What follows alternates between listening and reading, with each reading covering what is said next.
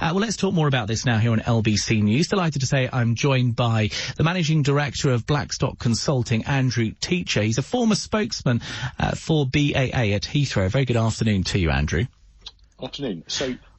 Go on. So I was going to say, I think a key passage from the judgment that I think has possibly been left out of some of the chatter that's been around on social media is that the judgment isn't saying that there will be no third runway. It's saying that they've not decided, and I quote, "We have not decided and could not decide that there will be no third runway at Heathrow."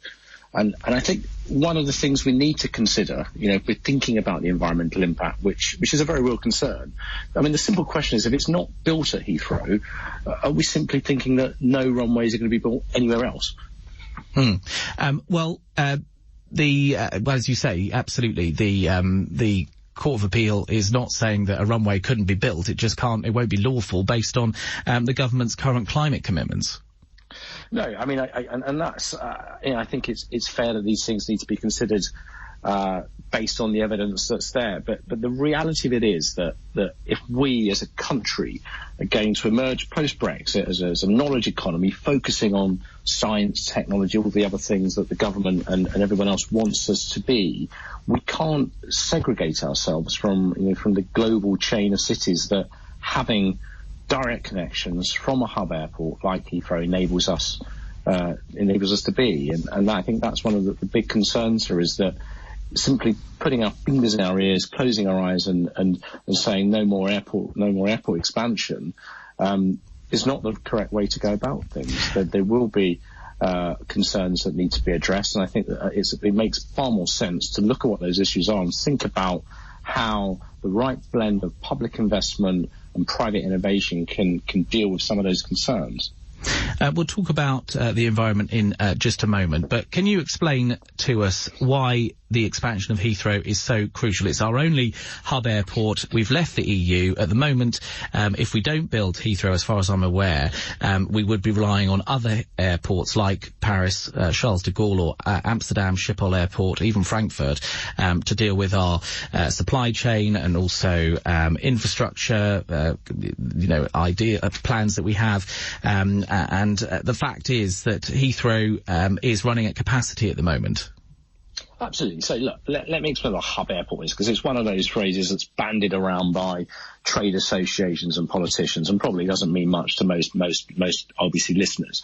A hub airport essentially enables lots of the smaller short haul journeys that come in from Europe, come in a lot from Dublin, and feed the long haul routes, and without those short haul routes feeding them, they won't be full enough to be viable. So if you're sending almost a plane out to New York during the working day, without lots of little planes coming in from closer locations, those planes won't be full and there will be less of them. So it's the regularity that allows for, and the flexibility that gives consumers and business travellers, but also the range of locations that you can fly to and from directly, that this being a hub airport enables us to have, and that isn't to be understated, because ultimately the amount of obviously not quite at the minute, we're not obviously travelling hugely to China at the minute, but when things get back to normal, which they will do, we need to be able to travel directly to a lot of these cities, because ultimately that is what supports a lot of the business relationships we have. And you're totally correct that if it isn't Heathrow that's able to expand, more business will go to Paris, Amsterdam and Frankfurt and other cities across Europe that have been able to take a more progressive stance on infrastructure. And I think that's the key point, is that we look at airports and airports expansion in this sort of bubble and this silo where we say, it's evil and it's bad and it's terrible for all these reasons. But we're not thinking that actually an airport could not only be a hub in a sort of sense of an airport, but also it could be a hub for all sorts of innovation and technology and investment. And we see around Heathrow a huge investment in cargo and in logistics. Obviously, the rise of e-commerce over the last 10, 15 years has driven that, and warehousing is a huge investment opportunity for pension funds and institutions at the minute. And there's always been a city almost of warehousing and cargo around Heathrow. But the opportunity to expand on into life sciences, into medical technology and other things is huge. And I don't think we're being as ambitious as we could be looking at the opportunities for airports to be hubs for all sorts of innovation. And I think if we were a bit more progressive in terms of public transit and looking at how we made east-west rail connections more of a priority, so connecting from Heathrow, from London out towards the southwest, which is sadly marooned, it's fair to say, compared to other parts of the UK. And if we looked at that, and if we looked at much better connections to other parts of the country outside of London, as we kind of trying to with HS2, that could obviously, that could actually absolutely reduce some of the challenging points we have over traffic. Why is this all taking so long? The third runway was agreed years ago. Gordon Brown's Labour government gave the project the go-ahead in 2009, and the latest estimate from the airport was that it would open in 2028 or 2029, in 10 years' time. So it's 20 years after it was first mooted. Why is it all taking so long, and does this Court of Appeals decision delay it even further? Yeah, I mean, it's going to delay it. We're going to go back and forth in the courts like a pinball machine over the next few years. The simple answer to your question is that UK politicians play political football with infrastructure, with housing, and until they're prepared to grow up and take politics out of the decision-making process for housing and infrastructure and any kind of investment, nothing will happen. And the principal problem is that the political lifespan, if you think about, I guess the Conservatives may well change it, but right now the lifespan of a government is 5 years. The lifespan of a councillor, an elected councillor or a local council is 4 to maybe 8 years perhaps. But the lifespan for a project like this, as we know, is 10 to 20 to 25 years. So there's no upside to an elected politician who's got a 5-year horizon. There's no upside to them in that. This is how they see it, and this is the problem. There's no upside to them in taking a decision that's going to benefit the next guy. And until we can get away from that mentality, nothing will change. But what about the environment? Let's talk about that. Campaigners saying it's going to add to the UK's carbon emissions from the increased number of flights. One MP described it as making a mockery of the government's 2050 carbon neutral strategy. If there are going to be more planes, we're going to see more pollution, aren't we? But, I mean, not building an extra runway at Heathrow isn't going to stop those planes from flying. They're just going to fly from different locations.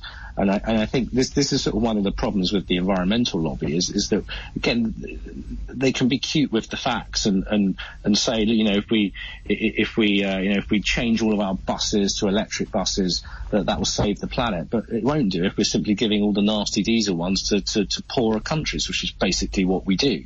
So I think, again, there's just got to be a reality check and a level of honesty here that deals with the problem rather than just sort of blinking and closing your eyes and thinking it's just going to go away, because it won't. People aren't going to stop travelling by air. What we need to do is invest in the sorts of technologies that's going to clean it up and think around how we can deal with some of the... But environmentalists have told me that's all just a pipe dream and there isn't any technology that's available at the moment. There might be in the future, but there isn't anything at the moment that can stop planes polluting. But that's the crucial point, isn't it? I mean, how long is it going to take to build this?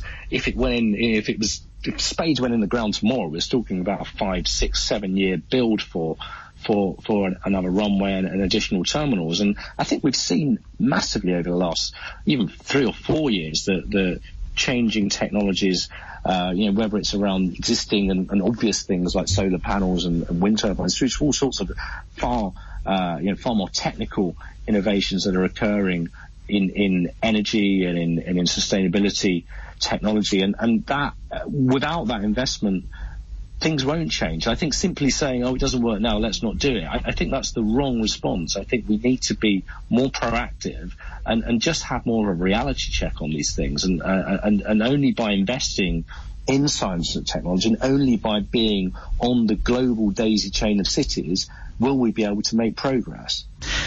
Do you think that we will ever see a third runway at Heathrow, or do you think that is it for the project. Could we potentially see another airport built somewhere else in the country? What are your thoughts? Well, Boris Johnson, when he was Mayor of London, infamously promoted what became known as Boris Island, building an island airport in the Thames estuary to the east of London. And in many respects, that was mooted as solving one problem of not having to fly over London, but was not particularly well regarded by environmental campaigners who didn't like the fact that it destroyed lots of biodiversity in the estuary. There's always a chance that those plans could be dug up, but I think people in the know recognise that those plans were largely as a bit of a PR stunt, started as a bit of a joke and eventually became policy, which unfortunately is often how government policy is made. I don't think that will happen. Whether the runway will happen anytime soon is going to be for the courts to decide. I wouldn't necessarily bet my house on it being delivered in the next few years, but I would hope it will be delivered over the longer term, and I think without it, London and the wider UK economy will be in a far poorer state. Well, good to talk to you. Thanks for taking the time to talk to us here on LBC News. That is Andrew Teacher, the Managing Director of Blackstock Consulting. He's an infrastructure expert and former spokesman for BAA at Heathrow. It's just gone 3:30 here on LBC News.